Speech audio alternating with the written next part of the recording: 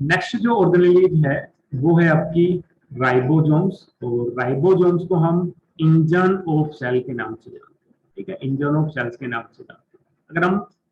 अगर हम ऑब्जर्वेंस की बात करें, डिस्कवरी की बात करें, तो आपके जो राइबोसोम्स है जब फर्स्ट टाइम डिस्कवर किए गए तो आपके ग्रेनुलर स्ट्रक्चर्स थी under the electron microscope, dense particles थे इनसाइड द सेल्स, जिनको जॉर्ज पार्ले ने क्या कहा आपका कि राइबोसोम्स बने थे। तो फर्स्ट टाइम जो राइबोसोम्स है डिस्कवर्ड बाय जॉर्ज पार्ले 1953 में इनको फर्स्ट टाइम डिस्कवर किया गया। इसके अलावा अगर हम राइबोसोम्स की बात करें तो राइबोसोम्स आपके कंपोज रखते हैं ribonucleic acid, RNA and protein से मिलकर क्या होता है आपके बने होते हैं। अगर केमिकली अगर हम नेचर की बात करें तो केमिकली राइबोसोम्स क्या होते हैं आपके राइबोन्यूक्लिक एसिड एंड प्रोटीन से मिलकर बने होते हैं। इसके अलावा आपके जो राइबोसोम्स है आपकी ऑल जो ऑर्गेनेलीज है वो आपकी मेम्ब्रेन बाउंड होती है, बट एक सिंगल ऑर्गेनेलीज है जो कैसे होते हैं आपकी not surrounded by any membrane. ये किसी भी मेम्ब्रेन से क्या नहीं होती आपकी सराउंड नहीं होती है। इसके अलावा ऑल जो आपकी सेल्स होते हैं, अगर हम प्रोकैरियोटिक सेल्स की बात करें, यूकैरियोटिक सेल्स की बात करें, सभी सेल्स के अंदर क्या होता है आपका राइबोसोम्स होता है, एक्सेप्ट अगर हम मैमेलियन आरबीसी की बात करें, मैमेलियन रेड ब्लड सेल्स की बात करें, इरिथ्रोसाइट्स की बात करें, तो आपकी आरबीसी सेल्स के अंदर क्या होता है आपके जो राइबोसोम्स है वो क्या होता है आपके एब्सेंट होते हैं। बट ऑल प्रोकैरियोटिक सेल्स की बात करें, यूकैरियोटिक सेल्स की बात करें, सभी के अंदर राइबोसोम्स क्या होता है आपके प्रेजेंट होते हैं। इसके अलावा अदर हम बात करें सबसे स्मॉलेस्ट ऑर्गेनेलीज की बात करें, सभी ऑर्गेनेलीज का कंपैरिजन करें, साइज की बात करें, तो सबसे छोटी जो ऑर्गेनेलीज है वो कौन सी होती है आपकी राइबोसोम्स होती है। इसके अलावा जो राइबोसोम्स जो ऑर्गेनेलीज है इसको हम अदर नेम से भी जानते हैं, जैसे कि हम अभी माइटोकॉन्ड्रिया के बारे में पढ़ा तो उसको हम powerhouse of the cells के नाम से जानते हैं, आपकी एटीपी मील्स के नाम से जानते हैं, सेमी ऑटोनोमस ऑर्गेनेलीज के नाम से जानते हैं। तो डिफरेंट नेम से जानते हैं बिकॉज डिफरेंट फंक्शन परफॉर्म करते हैं। लाइक दैट जो राइबोसोम्स है इसको भी हम किस नाम से जानते हैं, अदर नेम से जानते हैं। और अदर जो नेम है राइबोसोम्स के that is organelle within organelles. Mitochondria की बात करें तो उसको हम क्या बोल रहे थे, cell within cells. While ribosomes को हम किस नाम से जानते हैं, ऑर्गेनेली विद इन ऑर्गेनेज के नाम से जानते हैं, बिकॉज ये आपकी एक ऑर्गेनेली है और ये विद इन ऑर्गेनेली प्रेजेंट होते हैं। आपकी माइटोकॉन्ड्रिया के इनसाइड भी क्या होता है आपका राइबोसोम्स प्रेजेंट होता है। इसके अलावा क्लोरोप्लास्ट के इनसाइड भी क्या होता है आपका राइबोसोम्स प्रेजेंट होता है। तो माइटोकॉन्ड्रिया और क्लोरोप्लास्ट भी क्या है आपकी ऑर्गेनेली है, दैट्स व्हाई राइबोसोम्स को हम क्या बोलते हैं, ऑर्गेनल विद इन ऑर्गेनल के नाम से जानते हैं। इसके अलावा इसको हम किस नाम से जानते हैं, आपका protein factory of the cells. इनको हम protein factory of the cells, because जो राइबोसोम्स है वो क्या करता है आपकी प्रोटीन सिंथेसिस में हेल्प करता है। आपका जो mRNA है, मैसेंजर जो आरएनए, इसको क्या करता है प्रोटीन के अंदर कन्वर्ट करता है, because they contain peptidyl transferase, जो एक एंजाइम्स है जो क्या करता है आपके mRNA को कोड करता है, किसके अंदर, प्रोटीन के अंदर कोड करता है। ठीक है, तो आपका also known as protein factory के नाम से भी जानते हैं। नेक्स्ट हम बात करें टाइप्स की बात करें तो आपके जो राइबोसोम्स है वो आपके मेनली दो टाइप्स के होते हैं। एक है आपके यूकैरियोटिक राइबोसोम्स जिनको हम 80S के नाम से जानते हैं।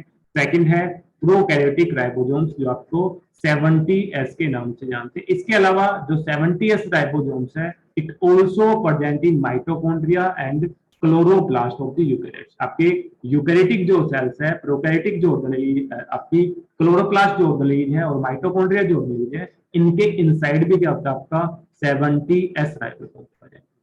तो यूकैरियोटिक सेल्स में 80S, प्रोकैरियोटिक सेल्स में 70S। इसके अलावा क्लोरोप्लास्ट और माइटोकॉन्ड्रिया के अंदर क्या होता है आपका 70S राइबोसोम्स क्या होता है आपका प्रेजेंट होता है। अगर हम लोकेशंस की बात करें तो यूकैरियोटिक सेल्स के अंदर जो राइबोसोम्स है वो कहां पे प्रेजेंट होता है, साइटोप्लाज्म के अंदर प्रेजेंट होता है। इसके अलावा आपका अटैच होता है किसके साथ, एंडोप्लाज्मिक रेटिकुलम के सरफेस के ऊपर भी क्या होता है आपका एसोसिएटेड होता है। वाइल प्रोकैरियोटिक सेल्स की बात करें तो प्रोकैरियोटिक सेल्स में आपका जो राइबोसोम्स है वो आपका प्रेजेंट होता है साइटोप्लाज्म के अंदर। इसके अलावा एसोसिएटेड होता है जो प्लाज्मा मेम्ब्रेन होती है प्रोकैरियोटिक सेल्स की, वहां पे क्या होता है आपका राइबोसोम्स अटैच होता है। तो प्रोकैरियोटिक सेल्स की बात करें तो साइटोप्लाज्म और आपकी प्लाज्मा मेम्ब्रेन के पास प्रेजेंट होता है, प्लाज्मा मेम्ब्रेन से एसोसिएटेड होता है। वाइल यूकैरियोटिक सेल्स की बात करें तो आपके साइटोप्लाज्म में प्रेजेंट होता है और एसोसिएटेड होता है विद दी एंडोप्लाज्मिक रेटिकल, और जिन पार्ट से अटैच होता है उन एंडोप्लाज्मिक रेटिकुलम को हम क्या बोलते हैं, RER बोलते हैं, रफ एंडोप्लाज्मिक रेटिकुलम। वाइल अगर हम साइज की बात करें तो आपके जो राइबोसोम्स है इनका जो साइज है वो आपका वेरी करता है 15 टू 20 नैनोमीटर। इनका जो साइज है वो आपका 15 टू 20 नैनोमीटर के आसपास आपका वेरी करता है। वाइल इसमें अगर हम एस वर्ड की बात करें तो एस का मीनिंग क्या होता है, आपका स्वेडबर्ग यूनिट होता है और आपका सेडिमेंटेशन स्टेट होता है। सेडिमेंटेशन का मतलब क्या होता है कि हम इनडायरेक्टली क्या मेजर करते हैं, इनकी डेंसिटी और साइज को हम क्या करते हैं, मेजर करते हैं और उसी को हम रिप्रेजेंट करते हैं in the form of S, where S represent Svedberg और आपका सेडिमेंटेशन। तो आपको पता होना चाहिए एस का मतलब क्या होता है। एस का मतलब सेडबर्ग या फिर आपका सेडिमेंटेशन कोफिशिएंट होता है। इसके अलावा ईच जो आपका राइबोसोम्स होता है उसके पास क्या होता है, आपकी दो सब यूनिट से मिलकर बना होता है। एक होते हैं आपकी लार्ज सब यूनिट और एक होते हैं आपकी स्मॉल सब यूनिट। जैसे अगर हम यूकैरियोटिक राइबोसोम्स की बात करें, एटीएस राइबोसोम्स की बात करें तो इसके अंदर दो सब यूनिट प्रेजेंट होती है। एक तो लार्ज सब यूनिट जिसको हम 60s के नाम से जानते हैं और एक होते हैं आपकी स्मॉल सब यूनिट जिसको हम 40s के नाम से जानते हैं। तो एटीएस यूकैरियोटिक जो आपका राइबोसोम्स होता है इसके अंदर दो सब यूनिट से मिलकर बना हुआ है, आपका 60s और आपका 40s। वाइल प्रोकैरियोटिक राइबोसोम्स की बात करें, 70s राइबोसोम्स की बात करें तो इसमें लार्ज जो सब यूनिट है उसको हम 50s के नाम से जानते हैं और स्मॉल जो सब यूनिट है उसको हम 30s के नाम से जानते हैं। इसके अलावा आपकी दोनों जो यूनिट है, राइबोसोमल जो यूनिट है, लार्ज और स्मॉल जो यूनिट है, इनकी बाइंडिंग के लिए एक आयन रिक्वायरमेंट होती है, एसेंशियल्स होता है जो होता है आपका मैग्नीशियम आयन। तो आपको याद रखना है कि कौन सा आयन है जो आपकी लार्ज और स्मॉल सब यूनिट को बाइंड करता है, दैट इज मैग्नीशियम आयन। ये जो मैग्नीशियम आयन है ये क्या करता है, आयनिक बॉन्ड को फॉर्म करता है with phosphate group of the RNA of the two सब यूनिट। आपकी दो सब यूनिट है, जनरली आपके दोनों सब यूनिट है आपकी सेपरेट होते हैं, but at the time of translation आपकी दोनों जो यूनिट है, लार्ज और स्मॉल सब यूनिट है, ये आपस में क्या करती है, आयनिक बॉन्ड बनाती है फोस्फेट ग्रुप ऑफ आरएनए और क्या करती है, प्रोटीन सिंथेसिस को क्या करते हैं, स्टार्ट करते हैं। तो आपकी लार्ज और स्मॉल जो सब यूनिट है इनको बाइंड करने के लिए मिनिमम 0.001 मोल मैग्नीशियम आयन कंसंट्रेशन क्या होती है, आपकी रिक्वायर्ड होती है दोनों राइबोसोम्स को ज्वाइन कराने के लिए, आपका बाइंड कराने के लिए।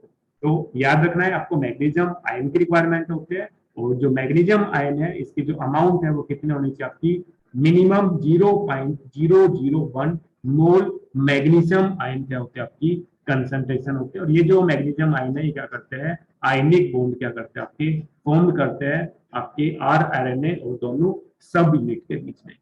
नेक्स्ट हम बात करें आपके केमिकल कंपोजिशंस की बात करें, ठीक है। तो फर्स्ट हम बात करते हैं आपके प्रोकैरियोटिक आपके राइबोसोम्स की बात करें, दैट इज 70s राइबोसोम्स की बात करें। जैसे कि हमने बताया था कि आपके राइबोसोम्स क्या होते हैं, आपके राइबोन्यूक्लियेट होते हैं। इनके अंदर क्या होता है, एक आपका आरएनए होता है और सेकंड क्या होता है, आपकी प्रोटीन होती है। तो ribo nucleic acid plus protein से मिलकर क्या होते हैं, आपके राइबोसोम्स प्रेजेंट होते हैं, राइबो न्यूक्लियेज के नाम से जानते हैं। तो इसके अंदर 70s की बात करें, आपके प्रोकैरियोटिक राइबोसोम्स की बात करें तो इनके अंदर क्या होता है, आपका 60% क्या होता है, आपका आरएनए प्रेजेंट होता है, राइबोसोमल आरएनए प्रेजेंट होता है और 40% क्या होते हैं, आपकी प्रोटीन्स प्रेजेंट होते हैं। वाइल यूकैरियोटिक राइबोसोम्स की बात करें, एटीएस राइबोसोम्स की बात करें तो इनके अंदर क्या होता है, आपका 40% आरएनए प्रेजेंट होता है और 60% क्या होते हैं, आपकी प्रोटीन्स प्रेजेंट होते हैं। तो इसको रिवर्स कर देना अगर आपको लर्न हो, 60% प्रोटीन, 40% क्या होता है, आपका आरएनए क्या होता है, प्रेजेंट होता है यूकैरियोटिक राइबोसोम से। वाइल सब यूनिट की बात करें, आपकी एटीएस की लार्ज जो सब यूनिट होती है 60s, स्मॉल जो सब यूनिट होती है 40s। तो 60s जो यूनिट है इसके अंदर आपका आरएनए प्रेजेंट होता है, इसकी यूनिट होती है आपकी 20s राइबोसोम्स 5.8s और आपका 5s। वाइल 40s के अंदर आपका क्या होता है, 18s होता है।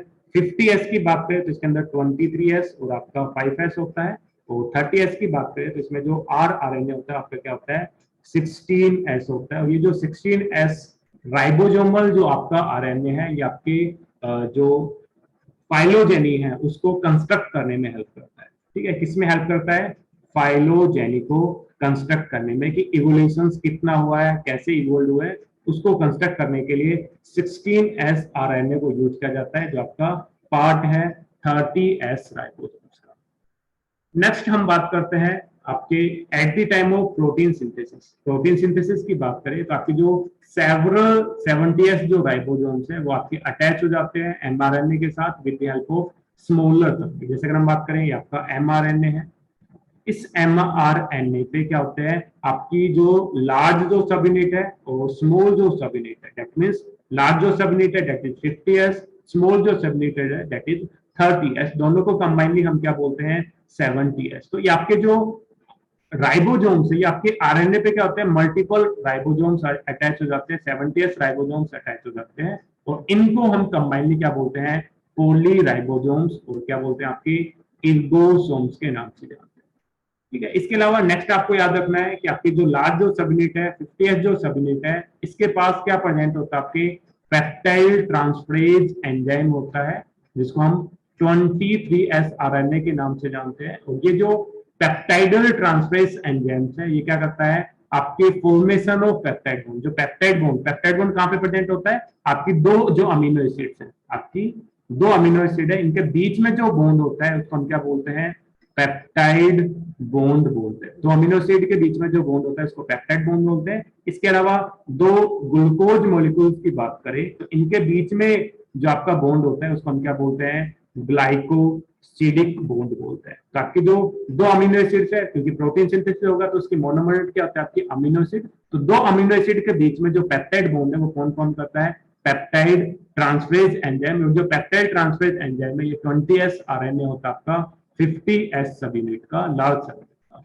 ठीक है, और इसी पार्ट को हम क्या बोलते हैं राइबोजाइम्स बोलते हैं। जैसे अगर हम बात करें एंजाइम्स की बात करें, ठीक है, तो एंजाइम्स मोस्टली आपके बने हुए होते हैं किससे प्रोटीन से बने होते हैं, बट एक एक्सेप्शन से आपका राइबोजाइम्स का। तो ये राइबोजाइम्स आपका मेडअप होता है किससे आरएनए से होता है। तो enzymes that are made up of RNA are called ribozymes. और फर्स्ट टाइम जो राइबोजाइम्स है वो आपका डिस्कवर किया था नोलर साइंटिस्ट ने 1992 के अंदर। 1992 में आपके जो नोलर साइंटिस्ट ने इनको राइबोजाइम्स को क्या किया डिस्कवर किया, जो आपके पेप्टाइडल ट्रांसफरेज एंजाइम्स है जो क्या करते हैं पेप्टाइड बॉन्ड की फॉर्मेशन करते हैं ड्यूरिंग दी प्रोटीन सिंथेसिस। जब प्रोटीन की जो सिंथेसिस होता है तो क्या करते हैं पेप्टाइड बॉन्ड को क्या करते हैं फॉर्म करने का काम करता है। दिस इज अबाउट राइबोसोम्स, ये आपके राइबोसोम ऑर्गेनेल्स के बारे में।